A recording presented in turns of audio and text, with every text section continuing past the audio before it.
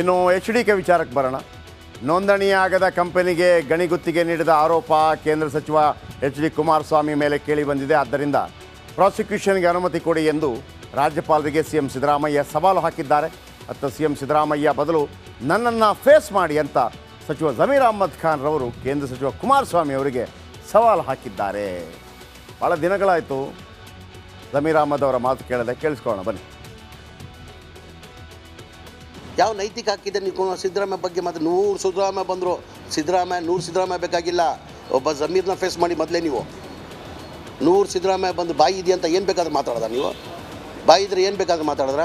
ಮೊನ್ನೆ ನಾನು ರಾಮನಗರಲ್ಲಿ ನಾನು ಸುಮ್ಗಿದ್ದೀನಿ, ತಾಳ್ಮೆ ಆಗಿದ್ದೀನಿ. ನಾನು ಚೀಫ್ ಮಿನಿಸ್ಟರ್ಗಳು ಯಾರನ್ನೂ ಅರೆಸ್ಟ್ ಮಾಡೋಕ್ಕಾಗೋದಿಲ್ಲ. ಅರೆಸ್ಟ್ ಮಾಡೋದು ಪೊಲೀಸವರು. ಅರೆಸ್ಟ್ ಮಾಡೋಕ್ಕೆ ಹೋಗುವಾಗ ಅವರ ಅಂತಸ್ತಿಗೆ ತಕ್ಕಂತೆ ಅವರು ಕೇಂದ್ರ ಮಂತ್ರಿಗಳಾಗಿದ್ದಾರೆ. ಯಾರಾದರೂ IPS ರ್ಯಾಂಕವ್ರು ಹೋಗಿ ಅವ್ರನ್ನ ಪ್ರಶ್ನೆ ಮಾಡ್ತಾರೆ. ಆ ಕಾನ್ಸ್ಟೇಬಲ್ ಯೂಸ್ ಮಾಡೋಕ್ಕಾಗೋದಿಲ್ಲ. ಈಗ ಒಂದು ಕಡೆ ಸಿದ್ದರಾಮಯ್ಯ ಕೇಸು, ಒಂದು ಕಡೆ HDK ಕೇಸು. ಏನು ಅಂತ ಹೇಳ್ಬಿಡ್ತೀನಿ ನಿಮಗೆ. ನೋಡಿ, HDK ಕೇಸ್ ಏನು? ಅಕ್ರಮವಾಗಿ ಕಂಪನಿಗೆ ಗಣಿ ಗುತ್ತಿಗೆ ಆಯಿತಾ? ಇವ್ರದ್ದು ಕೇಸ್ ಏನು? ಮುಡಾದಿಂದ 14 ಸೈಟ್ ಪಡೆದ ಆರೋಪ. ನೋಡಿಸ್ಕೊಳ್ಳಿ, ಇಬ್ಬರದ್ದು ಕೂಡ ಏನು ಪ್ರಾಬ್ಲಮ್ ಅಂತೇಳಿ. 2007ರಲ್ಲಿ SSVM ಅಂದರೆ ವೆಂಕಟೇಶ್ವರ ಮೈನಿಂಗ್ ಕಂಪನಿ ಪರ ನಿರ್ಣಯ ಕೈಗೊಳ್ತಾರೆ. ಇವರು 2021ರಲ್ಲಿ ವಿಪಕ್ಷ ನಾಯಕರಾಗಿ ಪ್ರಭಾವ ಬಳಕೆ ಅಂತೇಳಿ ಆರೋಪ. ಇಬ್ಬರ ಆರೋಪಗಳಿದೆ. 2011ರಲ್ಲಿ TJ ಅಬ್ರಹಾಂ ದೂರು ಕೊಡ್ತಾರೆ. 2024ರಲ್ಲಿ TJ ಅಬ್ರಹಾಮೇ ದೂರು ಕೊಡ್ತಾರೆ. ಒಬ್ಬರಿಗೀಗ ಹೀರೋ, ಒಬ್ಬರಿಗೆ ವಿಲನ್. ಇವರ ವಿರುದ್ಧ ಭ್ರಷ್ಟಾಚಾರ ನಿಗ್ರಹ IPC ಸೆಕ್ಷನ್ ನಡಿ FIR ದಾಖಲಾಗುತ್ತೆ. ಇವ್ರದ್ದು ಕೂಡ ಭ್ರಷ್ಟಾಚಾರ ನಿಗ್ರಹ IPC ಸೆಕ್ಷನಲ್ಲಿ ದೂರು ದಾಖಲಾಗುತ್ತೆ. ನೋಡಿ, ಸೇಮ್ ಹೆಂಗಿದೆ ಅಂತೇಳಿ. ಇವ್ರದ್ದು ಏನಾಗಿದೆ? ಕುಮಾರಸ್ವಾಮಿ ಅವರು ತನಿಖೆ ಕಂಪ್ಲೀಟ್ ಆಗಿದೆ. ಲೋಕಾಯುಕ್ತ ತನಿಖೆ ಮಾಡಿದೆ. 2011 ಶುರು ಮಾಡಿದೆ. ಚಾರ್ಜ್ ಶೀಟ್ ಸಲ್ಲಿಸಬೇಕು. ಇದರ ನಡುವೆ ಸುಪ್ರೀಂ ಕೋರ್ಟ್ಗೆ ಹೋದಾಗ ಸುಪ್ರೀಂ ಕೋರ್ಟ್ ಏನು ಹೇಳಿತ್ತು? 2017ರಲ್ಲಿ 3 ತಿಂಗಳಲ್ಲಿ ನನಗೆ ಸಲ್ಲಿಸಿ ಅಂತ ಹೇಳಿತ್ತು. ಲೋಕಾಯುಕ್ತ ತನಿಖೆ ಸಲ್ಲಿಸಿ ಅಂತ. ಯಾಕೆ ಡಿಲೇ ಆಯಿತು ಅಂತಂದರೆ, ಇದೇ ಸಿದ್ದರಾಮಯ್ಯವರು ಲೋಕಾಯುಕ್ತನ ಬಂದ್ ಮಾಡಿದರು. ರೈಟ್. ಈಗಲೂ ಕೂಡ ವರದಿಯನ್ನು ಕೊಡಬೇಕಾದರೂ ಸುಪ್ರೀಂ ಕೋರ್ಟ್ಗೆ. ಅದನ್ನು ಕುಮಾರಸ್ವಾಮಿ ಹೇಳ್ತಾ ಇದ್ದಾರೆ. ಚಾರ್ಜ್ ಶೀಟ್ ಸಲ್ಲಿಕೆಗೆ ಅನುಮತಿ ಕೊಡಿ ಅಂತ. ಇಲ್ಲಿ ತನಿಖೆ ಅನುಮತಿ ಕೊಟ್ಟಿದ್ದಾರೆ, ತನಿಖೆ ನಡೆಸಲು ಅನುಮತಿ ಕೊಡಿ ಅಂತ. ಆಯ್ತಲ್ಲ? ನೆಕ್ಸ್ಟ್, ಇಲ್ಲಿ ಪ್ರಾಸಿಕ್ಯೂಷನ್ಗೆ ಕೊಟ್ಟರೆ ಚಾರ್ಜ್ ಶೀಟ್ ಸಲ್ಲಿಕೆ ಆಗುತ್ತೆ, ಆಂಧ್ರ ಸುಪ್ರೀಂ ಕೋರ್ಟ್ಗೆ ಹೋಗುತ್ತೆ. ಇಲ್ಲಿ ಪ್ರಾಸಿಕ್ಯೂಷನ್ ಅನುಮತಿ ಕೊಟ್ಟಿದ್ದಾರೆ, ನಾಳೆ ಕೋರ್ಟ್ಗೆ ಹೋದರೆ FIR ಆಗೋ ಸಾಧ್ಯತೆ ಇದೆ. ಈ ಹಿಂದೆ 3 ತಿಂಗಳಲ್ಲಿ ತನಿಖೆ ನಡೆಸಿ ನನಗೇ ಕೊಡಿ ಅಂತೇಳಿ ಸುಪ್ರೀಂ ಕೋರ್ಟ್ ಹೇಳಿತ್ತು. ಈಗಾಗಲೇ ಇವರು ಹೈಕೋರ್ಟ್ಗೆ ಹೋಗ್ಬಿಟ್ಟು ಅದಕ್ಕೆ ತಡೆ ತಂದಿದ್ದಾರೆ 29ನೇ ತಾರೀಕಿನ ತನಕ. ಅರ್ಥ ಆಯ್ತಲ್ಲ? ಈಗ ಸಿದ್ದರಾಮಯ್ಯ ರಾಜೀನಾಮೆ ಇದಕ್ಕೆ ವಿರುದ್ಧವಾಗಿ ಪೋಕ್ಸೋ ಕಾಯ್ದೆ ಅದು ಕೂಡ ಡೇಂಜರ್ ಆಗುತ್ತೆ. ಈಗ ಯಾರಿಗೆ? BSYಗೆ, ಯಡಿಯೂರಪ್ಪನವರಿಗೆ. ಅವರು ಅರೆಸ್ಟ್ ಆಗೋ ಸಾಧ್ಯತೆ ಇದೆ. ನಾನು ಹೇಳ್ತೀನಿ ಈಗಲೂ ಕೂಡ. ಅದು ಇವ್ರುಗಳು ಮನಸ್ಸು ಮಾಡಬೇಕು. ಯಾಕಂದರೆ ಹೈಕೋರ್ಟ್ನಲ್ಲಿದೆ ಪೋಕ್ಸೋ ಕಾಯ್ದೆ.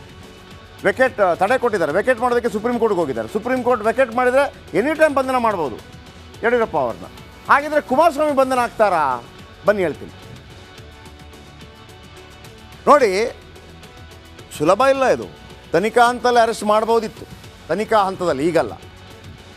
ತನಿಖೆಯ ಭಾಗವಾಗಿ ಆರೋಪಿಯನ್ನು ಬಂಧಿಸ್ತಾರೆ. ತನಿಖೆಯ ಭಾಗವಾಗಿ. ಆದರೆ ತನಿಖೆ ಮುಗಿದಿದೆ. ಗಣಿಗುತ್ತಿಗೆ ಕೇಸ್ನಲ್ಲಿ 4 ಆರೋಪಿ ಇದ್ದಾರೆ. ಅದರಲ್ಲಿ HD ಕುಮಾರಸ್ವಾಮಿ ನಂಬರ್ 2 A2. ಆದರೆ ಈವರೆಗೆ ಯಾರನ್ನು ಬಂಧನ ಮಾಡಿಲ್ಲ SIT. ಯಾಕಂದರೆ ಅದು ರದ್ದಾಗಿ ಆ ಜಾಗ ಉಳ್ಕೊಂಡು ಹಿಂಗೆಲ್ಲ ಆಗಿದೆ. ಅದು ಕಂಪನಿ ರದ್ದಾಗೋಗಿದೆ. SIT ಮುಂದೆ ವಿಚಾರಣೆಗೆ HDK ಹಾಜರಾಗಿದ್ದರು. SITಗೆ ಹೇಳಿಕೆ ನೀಡಿದ್ದಾರೆ HD ಕುಮಾರಸ್ವಾಮಿ ಅವರು. ವಿಚಾರಣೆಗೆ ಬಂದಾಗಲೇ HDK ಅವರನ್ನು ಅವತ್ತು ಅರೆಸ್ಟ್ ಮಾಡಬೇಕಾಗಿತ್ತು. ಈಗ ಮಾಡೋಕ್ಕೆ ಆಗೋದಿಲ್ಲ. ಆದರೆ ಚಾರ್ಜ್ ಶೀಟ್ ಸಲ್ಲಿಸುವಾಗ ಬಂಧನ ಮಾಡೋಕ್ಕಾಗೋದಿಲ್ಲ. ಆದರೆ ಒಂದು ಗುಮ್ಮ ಬಿಡ್ತಾ ಇದ್ದಾರೆ. ಆದರೆ ಇಲ್ಲಿ ಯಾವುದೇ ಕಿಕ್ ಬ್ಯಾಕ್ ಆಗಿಲ್ಲ. ಇಲ್ಲಿ ಆ ಭೂಮಿ ಅವ್ರಿಗೆ ಹೋಗಿಲ್ಲ. ಈ ಎಲ್ಲ ಹೇಳಿಕೆಯನ್ನು ವರದಿಯಲ್ಲಿ ಉಲ್ಲೇಖ ಮಾಡಿದ್ದಾರೆ ಲೋಕಾಯುಕ್ತ.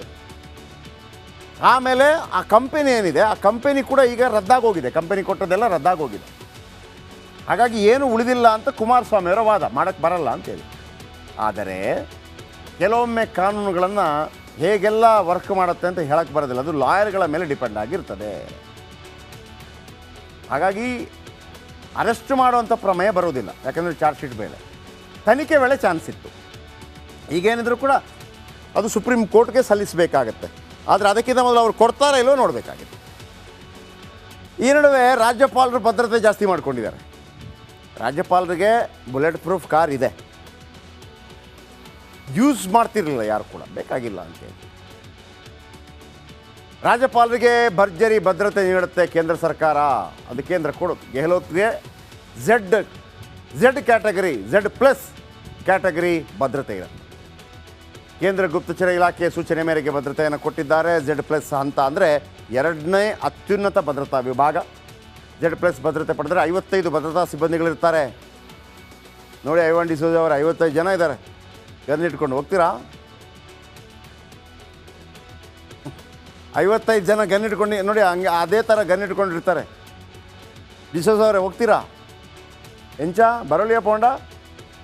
55 ಭದ್ರತಾ ಸಿಬ್ಬಂದಿ ಪೈಕಿ 10 NSG ಕಮಾಂಡೋ ಇದ್ದಾರೆ. ಅಯ್ಯಪ್ಪ, NSG ಕಮಾಂಡೋ ಕೂಡ ಇದ್ದಾರೆ. ಐವಾನ್ ಡಿಸೋಜ ಅವರೇ, ಎಂಚ ಟ್ರೈ ಮಲ್ಪೋರಾ? ಇನ್ನು ಆಯಾ ರಾಜ್ಯದ ಪೊಲೀಸರ ಭದ್ರತೆ ಕೂಡ ಇರುತ್ತೆ. ಇದು ಸ್ವಲ್ಪ ಸೇಫ್ ಇರ್ಬೋದು, ಯಾಕೆಂದರೆ ನಿಮ್ಮದೇ ರಾಜ್ಯ ಸರ್ಕಾರ ಇದೆಯಲ್ಲ, ನಿಮ್ಮದೇ ಪಾರ್ಟಿದು. ಹಾಗಾಗಿ ಆಮೇಲೆ ರಾಹುಲ್ ಗಾಂಧಿ ಅವ್ರಿಗೆ ಇದೇ ಭದ್ರತೆ ಇರೋದು.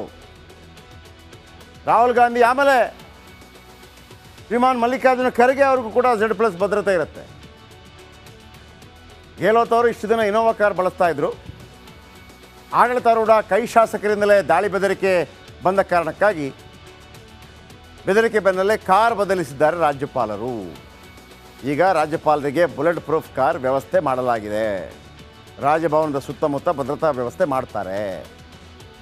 ಗೇಟ್ ಹತ್ತಿರ ಹೋದರೂ ಸಾಕು, ನೀವು ಒಳಗೆ ಹೋಗಬೇಕಾಗಿಲ್ಲ. ಐವಾನ್ ಡಿಸೋಜ ಅವರೇ, ನೀವು ಹಿಂಗೆ ಇಟ್ಕೊಂಡು ಗೇಟ್ ಹತ್ರ ಹೋದರೂ ಸಾಕು, ಫುಲ್ ಬುಲೆಟ್ಟೆ. ಬೋಡ ಶೀರಾ. ಓಕೆ, ಐವಾನ್ ಡಿಸೋಜ ಅವರೇ, ಈಗ ನೀವು ಪ್ರತಿಭಟನೆ ಮಾಡಬಾರ್ದು ಅಥವಾ ರಾಜ್ಯಪಾಲರಿಗೆ ಮನೆಗೆ ಮುತ್ತಿಗೆ ಹಾಕ್ತೀವಿ ಅಂತ ಹೇಳಬಾರ್ದು, ಅದೂ ಏನು ತೊಂದರೆ ಇಲ್ಲ, ಹೇಳ್ಬೋದು. ಹೇಳಬಾರ್ದು ಅಂತೇನಿಲ್ಲ.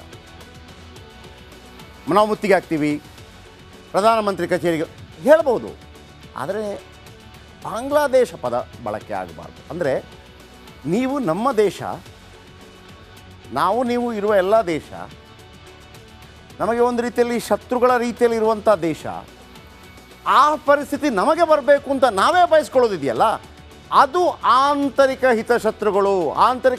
ಹಿತಶತ್ರು ಅಲ್ಲ, ಆಂತರಿಕ ಶತ್ರುಗಳು. ಅಂದರೆ ನಿಮ್ಮ ಉದ್ದೇಶ ನಾವು ಪಾಕಿಸ್ತಾನ ಆ ಥರ ಆಗಬೇಕು, ಇಲ್ಲಿ ಸೇನೆ ಓಡಿಸಬೇಕು, ಬಾಂಗ್ಲಾದೇಶ ಥರ ಆಗಬೇಕು, ಪ್ರಧಾನಿಗಳು ಓಡೋಗಬೇಕು. ಹಂಗ ಪ್ರಧಾನಿಗಳು ಓಡೋದ ನಂತರ ಮತ್ತೆ ಸಿದ್ದರಾಮಯ್ಯ ಏನು ಮಾಡ್ತಾರೆ? ಇಲ್ಲಿ ಅವರು ಓಡೋಗ್ಬೇಕಲ್ವಾ? ಇಷ್ಟೇ ವಿಚಾರ. ಆಯಿತು. ಅದಾದ ನಂತರ ನೀವು ಇಲ್ಲ, ನಾನು ಆರ್ ವಿ ದೇಶಪಾಂಡೆ ಹೇಳಿದರು, ಆ ಪದ ನೀವೊಂದು ವಿಷಾದ ವ್ಯಕ್ತಪಡಿಸ್ಬೋದಾಗಿತ್ತು. ಇಲ್ಲ, ನಾನು ಬಾಂಗ್ಲಾದೇಶ ಥರ ಅಂತ ಹೇಳಬಾರ್ದಾಗಿತ್ತು, ಅದೇನೋ ಬಾಯಿ ಮಾತಲ್ಲಿ ಬಂದು ಹೋಗಿದೆ ಅಂತ. ಆದರೆ ನೀವು ಅದನ್ನು ಹೇಳ್ತಾ ಇಲ್ಲ. ಹಾಗಿದ್ದಾಗ ನಿಮಗೆ ವಿಷಾದವಿಲ್ಲ ಬಾಂಗ್ಲಾದೇಶ ಪದ ಬಳಕೆ ಅಂತಂದರೆ, ನಿಮ್ಮ ಮನೆಗೆ ಕಲ್ಲು ಬಿದ್ದಾಗಲೂ ಕೂಡ ನೀವು ಮಾತಾಡಬಾರ್ದಲ್ಲ. ಈಗ ದಾಳಿ ಹೆಂಗಿರುತ್ತೆ ಅಂತ ನಿಮಗೂ ಗೊತ್ತಾಗತ್ತಲ್ಲ. ಆಗ ನೀವೇನು ಹೇಳಿದ್ರಿ? ದಾಳಿ ಮಾಡ್ತೀವಿ ಬಾಂಗ್ಲಾದೇಶ ಥರ ಅಂತೇಳಿ.